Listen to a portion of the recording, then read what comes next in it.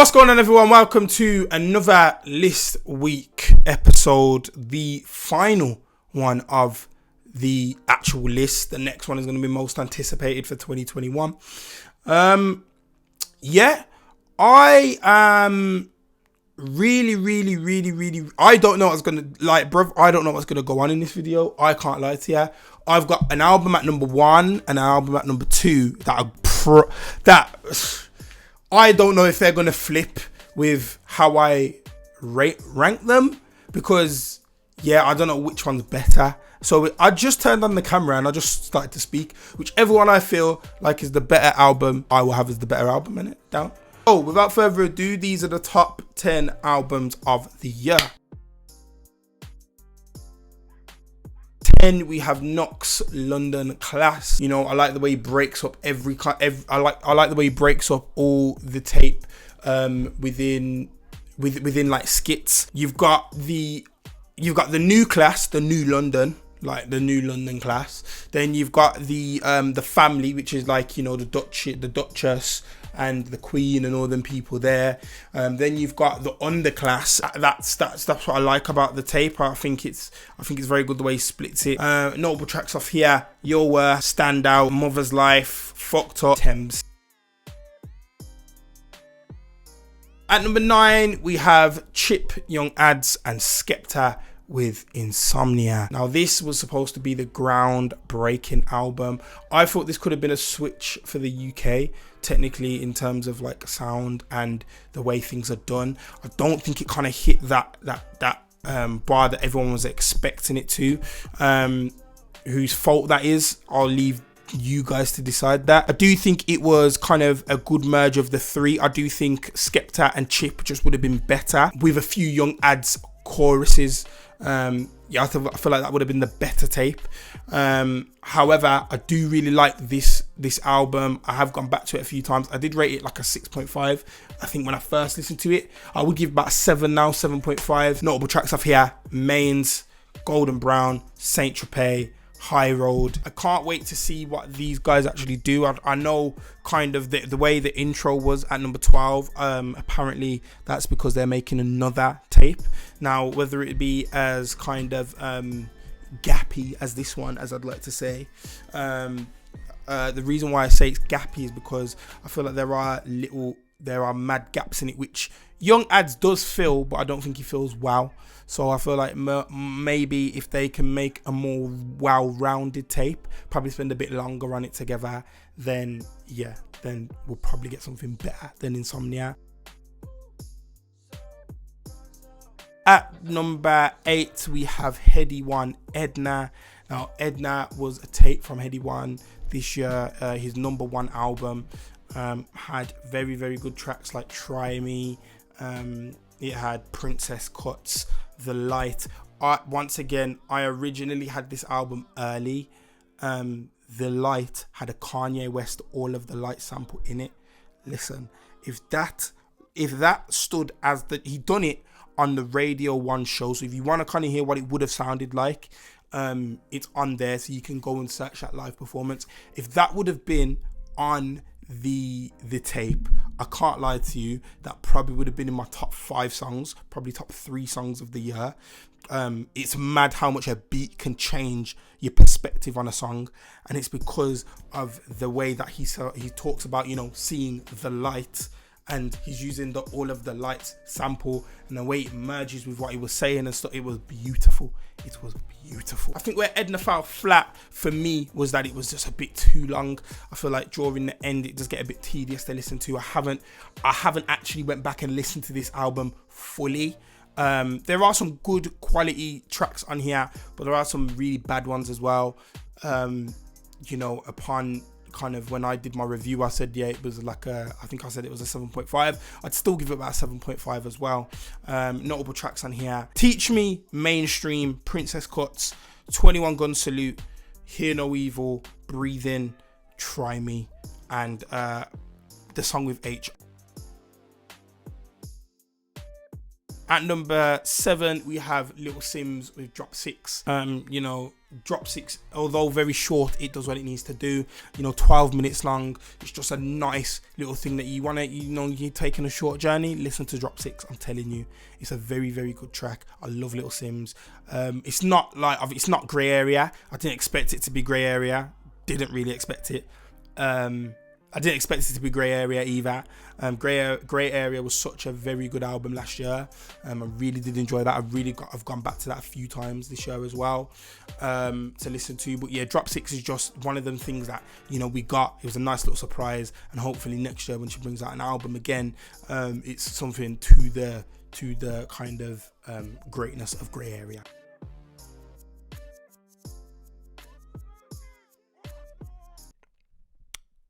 So I didn't actually record the like 6th one, so I'm doing it now. Lianne Le Havas. Leanne Le Havas. The 6th best album of the year is Lianne Le Havas with her self-titled album. I really do like this. I think it's a nice little R&B vibe. 12 tracks long. You know, 52 minutes. Really like Leanne and what she does on this. I like Bittersweet, the full length track, which is the first one, like Out of My Mind, the interlude. I really like Please Don't Make Me Cry as well. I do feel like though where this did fall flat for me is that it's not really up tempo, and it's not really it's kind of a one tone kind of thing throughout the whole album for me. You know, there are a bit more bounce tracks here and there, but it's not really like, it doesn't give you that. You have to be in a certain mood to enjoy it. I didn't actually record this part. I completely forgot about it, so this is why I'm doing this now. But yeah, that's the 6th best album of the year. Headie One Gang. Now I know what you lot are thinking. Oh my god, how is this album in here? This album is fucking phenomenal, and I keep telling everyone, and I've told everyone all throughout the year, this album is so good and being slept on so much. It's a shame. And I think it's because when someone tries to do something different, you know, it, like, people don't like it. And I understand that Headie obviously is a drill guy, and this was not drill by any stretch of the imagination. However, what I will say is this album from a narrative perspective is so perfect and so like amazing. The way it leads, this is the perfect lead on to Edna, the debut album. Like, when I mean the album talks about Headie's experience through the roads. Remember, his thing is music and road. Do you get me? So he even talks about that again in the first track, and he says like he talks about, you know, choosing between music and the road. Then, you know, you obviously have Gang, which is Headie's story of how he got into the game, how he got into a gang. Then when you deep this, and this is what I keep telling everyone, this is where you're missing points in the album. Listen to this. Headie One has a song on this with FKA Twigs called Judge Me, yeah? Now, following on from Gang, Headie obviously talks about getting caught in the tea, or getting caught and getting a case in it. Judge Me is now him in court. Now, when you listen to this song, he's saying, don't judge me, and he sounds like his voice is cracking, and like he's saying to the judge, don't judge him. And he's saying, I was broke and I didn't love myself, or I tried to love myself and nobody loved me. And then FKA Twigs acts as the judge and says, step. And then there's a build up in the track where when you listen to it, it's like, oh my god, what's gonna happen? What's the decision that they're gonna make? The next song is Charades, which follows Headie One going to prison. He got sentenced in Judge Me. Like, bruv, like, he even says in the thing, I told her I was done with this. Like, and then, like, you just hear FKA Twigs' songs building up. Bruv, the sequence of the album is amazing. Now, here's the negative part of the album. The reason why this album is so, and let me just preface by saying this as well. Headie One also said in Soldiers, the way he was talking, he was talking about the soldiers, the bravest, my friends were courageous, and we march on. So meaning we move on from what we're doing. The reason why this is number 5 and not number 3 or 2 or 1 is because he had a fight on a plane with an up. He had a fight on a plane with Tion Wayne. Now, for me, the reason why I've moved it so down, it's like, let me give you an analogy, yeah? It's like 6ix9ine coming out and talking the hardest gangster shit and saying he's not, he's talking the hardest gangster shit, but it's a facade. Like Lowski said, it's a facade because we know what 6ix9ine is like. For me, until I seen that album was much higher in my end of year list. When I seen that, it knocked it down a few pegs because it just makes me think what you actually said on that. Is it true? Is it what you're trying to live now? And I understand everyone has situations. I understand that. Yeah. However, I just think do better. That's all I just think. I just think do a bit better in it. But apart from that, the album, I do love it. I still rate it a 9 out of 10. If I'm honest, I think musically it's amazing. I think from what we know now, it knocks it down a few pegs. It's exactly like If You're Reading This, It's Too Late. When that came out, everyone was saying that was Drake's classic. I wasn't one of them people that were saying that, though, by the way. But people were saying that's Drake's best project. And obviously the Meat Mill thing happened with him saying he had a ghostwriter, and the reference tracks come out, and everyone was looking at it a bit different as a project. And that is how I look at Gang now. It's a bit tainted. So all I'm asking is, Headie, if you're gonna do something like this again, please just know what you're doing when you're out of the studio. Headie, I do enjoy your music. You've had a fantastic year. As I said, it was a perfect follow-up to Edna. It was the perfect, not follow-up, it was the perfect predecessor to Edna. And it was, yeah, I did really like it. Notable tracks on Gang: Told, Gang, Judge Me, Charades, The Boys, Smoke, and Soldiers. At 4, we have Nines, Crabs in a Bucket. Now, Nines returned this year in August with his 2nd studio album. I think it's like his 7th project or something like that, or 6th, something mad like that. I didn't listen to Nines before this. I started listening to him, obviously, on the run up to this. I really did like this. A lot of these songs on here are amazing. Nines does really well in telling a story. I do think where the album does let it down, once again, it's a bit too long for me. 17 tracks I don't really want to listen to. You know, I haven't went back to songs like Movie Nights, All Stars, Flavors, Money Ain't a Thing, and Monster. Like, I haven't went back to those tracks. However, I do really like I can put this album on and there's a part, Aeroplane Mode, NIC, Don't Change, Lights. That section there is incredible.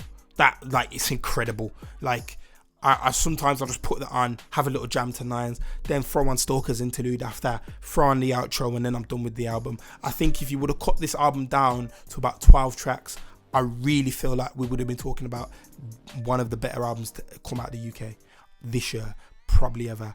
Like, I'm being serious. I feel like this tape is so it's the quality in this music is so good. It's ridiculous. And you know, even things down to like the marketing. And I know, once again, this is from a music perspective, we're not talking about the marketing, because if we were talking about the marketing, it would be first. However, from a musical perspective, you know, clout, the music videos and stuff make the album. Like, when I hear clout, I just picture all these different album covers in my head that he reenacted. I think that's so sick. You know, Stalker's interlude, I'm thinking about the film. The intro is great as well. Like, I really do like that. But yeah, that for me, and Energy with Scraps, I really do like. Although it's a very mellow track, like they are just very mellowed out on that tune. Sick track. So standout tracks on this are Intro, Energy, Clouts, Aeroplane Mode, NIC, Lights, Don't Change, Stalker's interlude and the outro. Once again, if it probably would have just been those tracks there as an album, then we would have been talking different. I know from what people have told me, Nines doesn't really drop that often. I hope we hear more Nines music, you know, when he starts doing his other endeavors, because he seems like he's one of the people to release higher quality music outside of the UK. So I really did like it. At number 3, we have Scribz Riley with Wish Me Luck. Now, I was waiting for this tape all year. It's a really, really, really, really, really, really good tape. You know, every song on here is a hitter. There's only one song that I don't like. It's Used to This. You know, Scribz is talking about, you know, a woman in his life that probably isn't in his life no more based on what he's talking about. And he's just talking about love, and, you know, it's great to see kind of the UK R&B scene have someone that is producing such high quality music. I know there's others out there that are doing it, but this is like, this is, you turn this on if I play this to anyone, they're going to pay attention.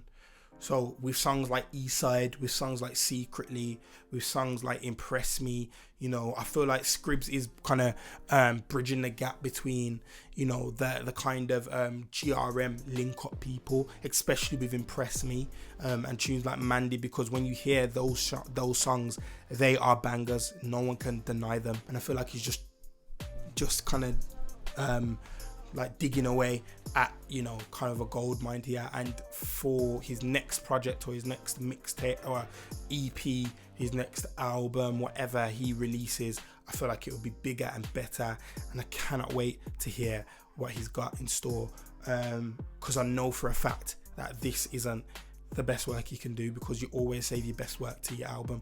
So with this being an EP, I cannot wait to hear the album.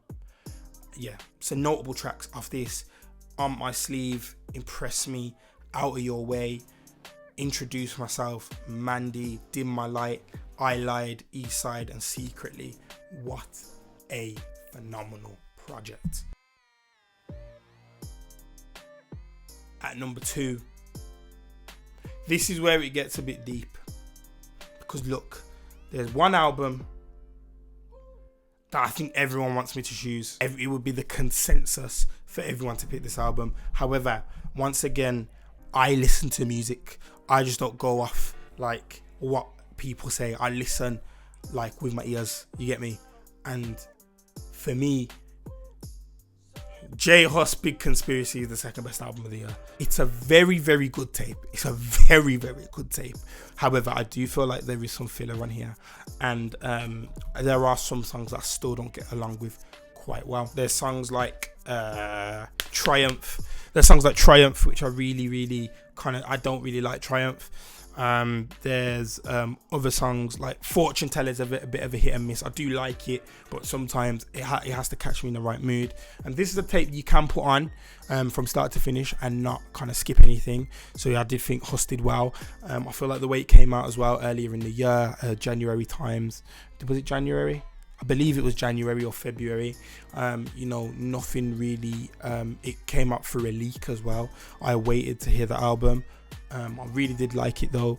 I think J Hus put on his sister with Big Conspiracy and Helicopter. Fight for Your Right, what a song.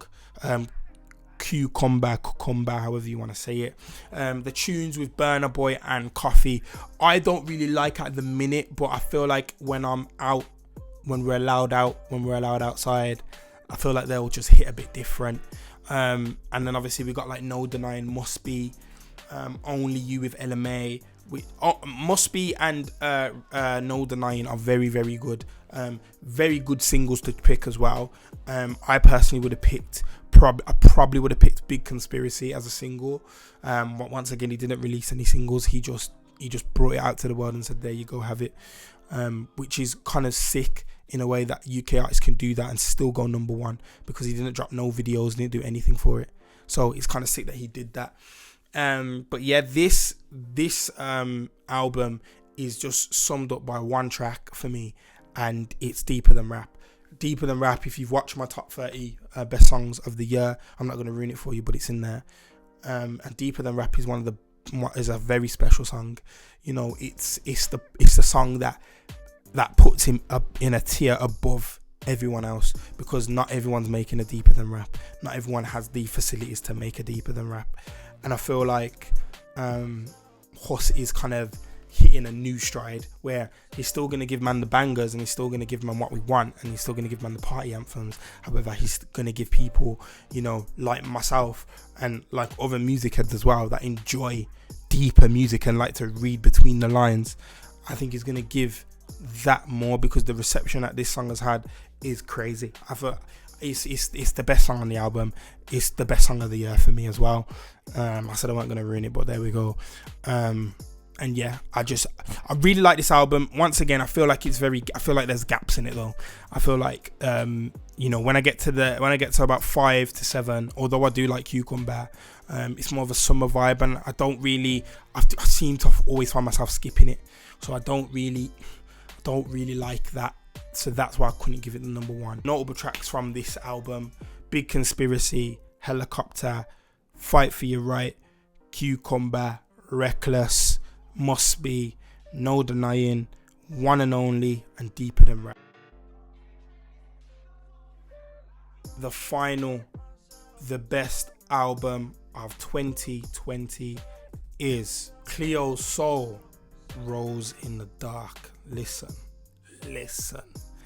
This album is incredible. No, like, this album is so sick. And the thing is, what I mean is, you have to read deeper into it. So when I first listened to it, I thought, oh, this is really good music. But then when you peep the story, you know, she's talking about in the first song, one love, and she's just repeating that one love, one love, one love. Like, she just wants one love. And then this one love, she's talking about through the whole thing. Why Don't You is about the man. Young Love is about them two. Rewind is her talking about let's go back, like in the past. Like, do you know what I mean? Rose in the Dark, it's like I found my rose in the dark when I'm in your arms. Like, do you know what I mean? Like, bruv, I get butterflies when I'm with you. Every track is named after a feeling or an emotion when you're with someone that you love, and you know, something that is tied close to her. And I just feel like this album needs some more respect. And I know there's going to be people in the comments, oh, what the fuck is this? What is this album? I've never heard this. Well, that's your problem. You've never heard it because you don't branch out. And this is my list, my thing, to branch out and have a listen to this. This album is incredible. I can't talk about it enough. Cleo Soul, you are amazing. I can't wait to hear. The only thing I don't like about this album, the only thing, and the only reason why it was number 2 and not number 1, and I just had to get over it. Why Don't You came out in 2017. People know me. I just think that's lazy. But I do understand it fits within the whole narrative of the album, so I do understand. But 2017 to 2020, that's a long time for you to make other music and stuff and include it. So I don't get why that never happened. But I'm willing to let that slide, to let this slide in. The person she's talking about in this, I don't know if it's a man or a woman, and this is the only reason, and it's because of her light at the end. Now, I don't know if she obviously is a lesbian or not. I don't know if she's straight or not. However, I just think if this woman was talking about a woman all the way through this album, oh my god, it's better than what I thought. So I need someone to fact check that for me. But the album itself is just so sick. Like Butterflies is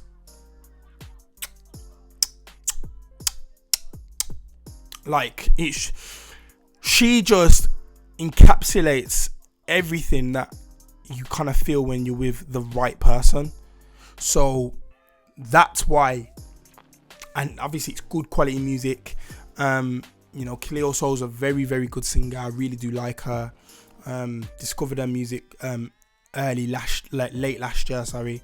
And yeah, I just think this is an album that is actually an album, and it's a British kind of R&B album that is very, very good, and I feel like a lot of people could relate to it if it was pushed out there to the right people.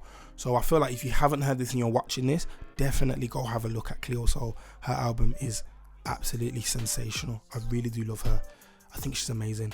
But yeah, that is it. Listen, this year, although it's been shit for music, although it's been shit for life and shit for music, the music we did get was very, very good. So I can't wait for 2021. Like I said, I'm gonna do a most anticipated video, and that will be coming out probably I think January 1st or January 2nd. I'm gonna try bring that out, and that will just be talking about who I'm looking forward to dropping, who I think is gonna drop like throughout 2021. And yeah, I can't wait to see what next year holds. Hopefully we are allowed outside our houses by like August. I'm wishing. And yeah, let's just go, man. We've made it. Let's just thank God that we made it through to 2020. We've made it past 2020. God willing, touch wood. And yeah, like, let's just try focus on being better in 2021 and doing more, and yeah, having great stuff and great content. And yeah, I will see you guys in the new year, and have a good new year. And that is it. That is it for me. Yeah. So yeah, that's it. Peace.